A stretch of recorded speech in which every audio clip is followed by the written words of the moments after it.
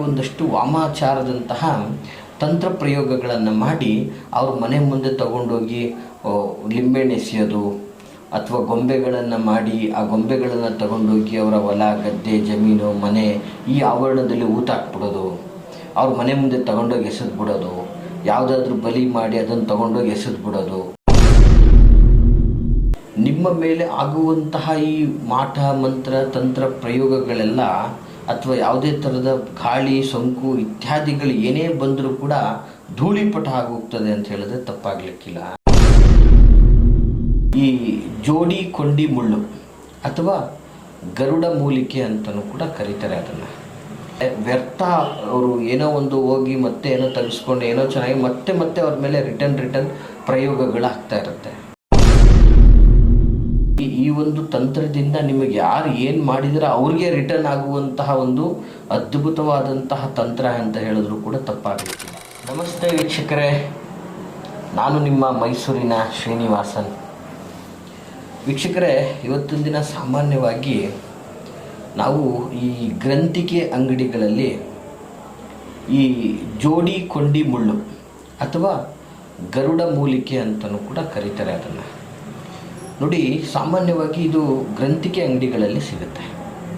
ಅದು ನೋಡಲಿಕ್ಕೆ ಹೇಗೆ ಅಂತಂದರೆ ಒಂದು ರೀತಿಯಾದಂತಹ ಅದನ್ನು ಉಲ್ಟ ಮಾಡಿ ಇಟ್ಕೊಂಡ್ರೆ ಗರುಡದ ಕಾಲಿನ ಒಂದು ಆಕೃತಿ ಬರ್ತದೆ.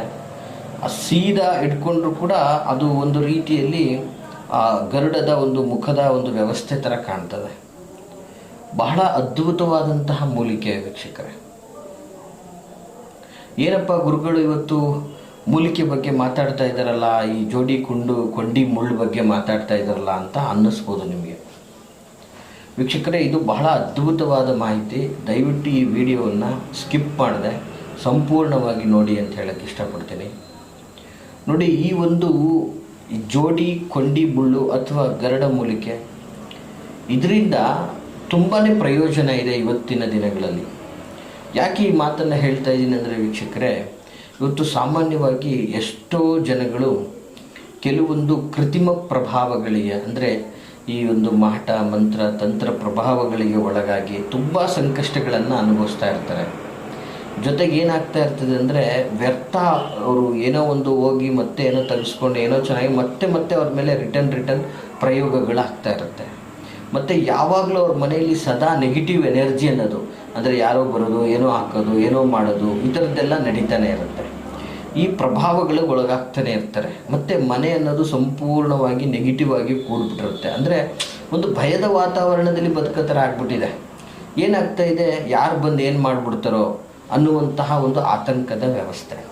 ನೋಡಿ, ಏನಾಗ್ತಾ ಇದೆ ಇವತ್ತು ಈ ಮಾಟ ಮಂತ್ರ ತಂತ್ರ ಪ್ರಯೋಗಗಳಿಗೆ ಒಳಗಾಗಿರ್ತಕ್ಕಂಥವ್ರು ಅಥವಾ ಮುಂದೆ ನಮಗೆ ಆಗಿಬಿಡುತ್ತೇನೋ ಅನ್ನುವಂತಹ ಆತಂಕದಲ್ಲಿರೋರಿಗೋಸ್ಕರ ಈ ಒಂದು ಮಾಹಿತಿಯನ್ನು ನಾನು ಕೊಡ್ತಾ ಇದ್ದೀನಿ.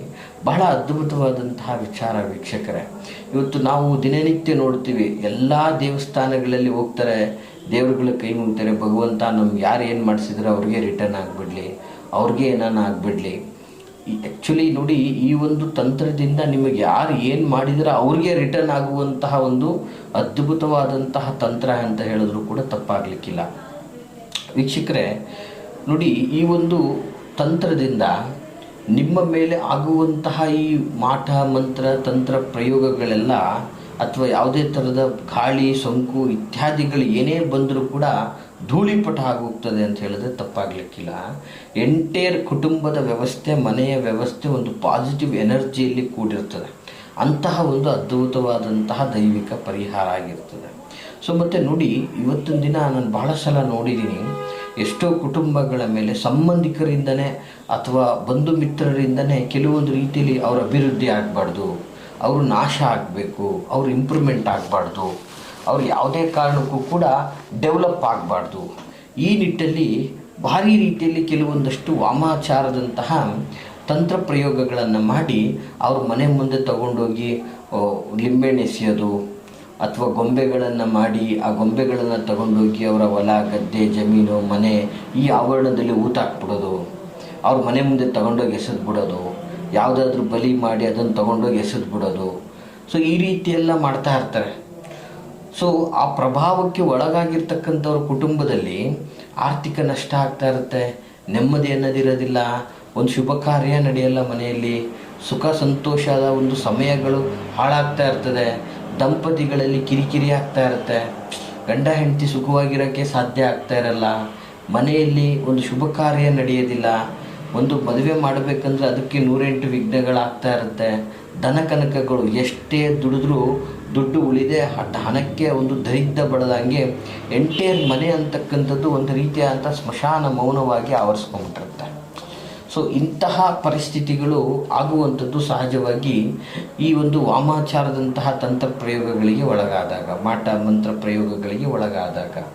ನೋಡಿ, ಈ ಒಂದು ಪ್ರಭಾವಗಳಿಂದ ಯಾವತ್ತೂ ಕೂಡ ನಾವು ದೂರ ಉಳಿಬೇಕು. ಅದರ ಎಫೆಕ್ಟ್ ನಮಗೆ ಆಗಬಾರ್ದು. ನಾವು ನಮ್ಮ ಜೀವನವನ್ನು ಸುಂದರವಾಗಿ ರೂಪಿಸ್ಕೊಂಡು ಮುಂದೆ ಹೋಗಬೇಕು. ಸಹಜವಾಗಿ ಎಲ್ರದ್ದು ಅದೇ ಆಸೆ ಇರ್ತದೆ.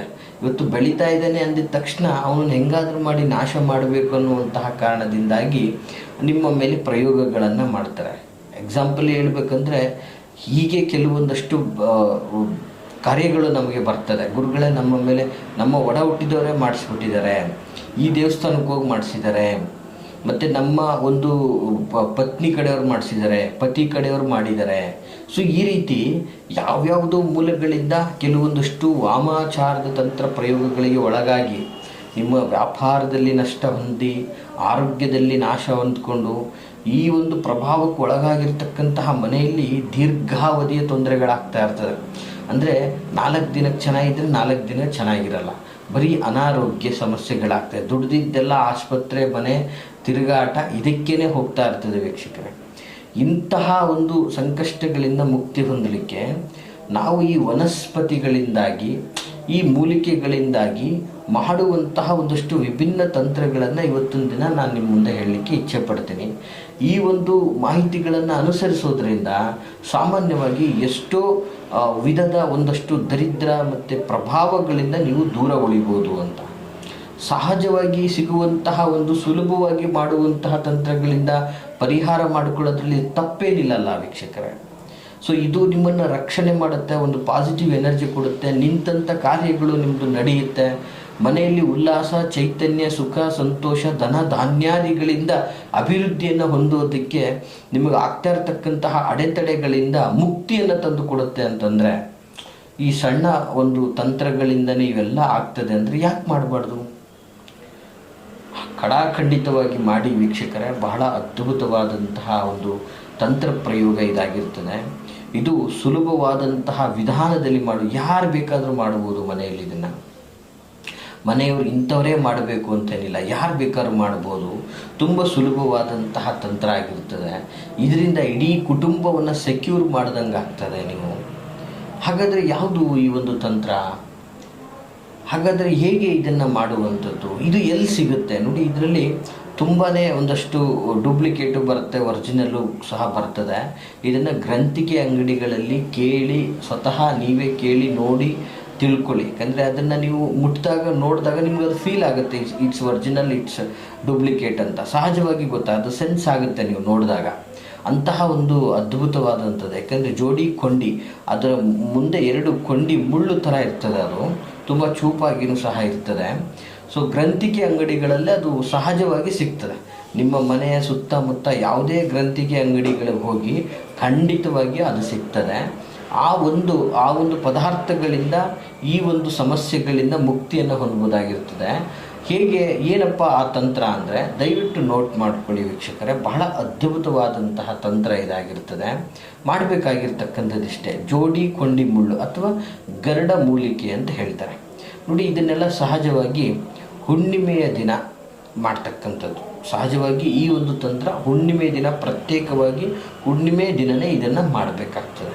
ಹುಣ್ಣಿಮೆಯ ದಿನ ಏನು ಮಾಡಬೇಕಪ್ಪ ಅಂತಂದರೆ, ಒಂದು ಕೆಂಪು ಬಟ್ಟೆಯನ್ನು ತೆಗೆದುಕೊಳ್ಬೇಕು. ಕೆಂಪು ಬಟ್ಟೆ, ಒಂದು ಸ್ವಲ್ಪ ಕೆಂಪು ಬಟ್ಟೆಯನ್ನು ತೆಗೆದುಕೊಂಡು 11 ಜೋಡಿ ಕೊಂಡಿ ಮುಳ್ಳನ್ನು ಅದರಲ್ಲಿ ಹಾಕಬೇಕು. 11 ಜೋಡಿ ಕೊಂಡಿ ಮುಳ್ಳನ್ನು, 1 2 ಅಲ್ಲ ವೀಕ್ಷಕರೇ, 11 ಜೋಡಿ ಕೊಂಡಿ ಮುಳ್ಳನ್ನು ಆ ಒಂದು ಬಟ್ಟೆಯಲ್ಲಿ ಹಾಕಿ, ನಿಮ್ಮ ಮನೆಯ ಮುಖ್ಯ ದ್ವಾರ, ನಾವೇನು ಹೇಳ್ತೀವಿ ಎಂಟ್ರೆನ್ಸ್, ಹೆಬ್ಬಾಗಿಲು ಅಂತ ಏನು ಕರಿತೀವಿ, ನಿಮ್ಮ ಮನೆಯ ಮುಖ್ಯ ದ್ವಾರ. ಗುರುಗಳೇ, ನಾವು ಬಾಡಿಗೆ ಮನೆಯಲ್ಲಿದ್ದೀವಿ, ಮಾಡ್ಕೋಬೋದಾ? ಖಂಡಿತವಾಗಿ ಮಾಡ್ಬೋದು.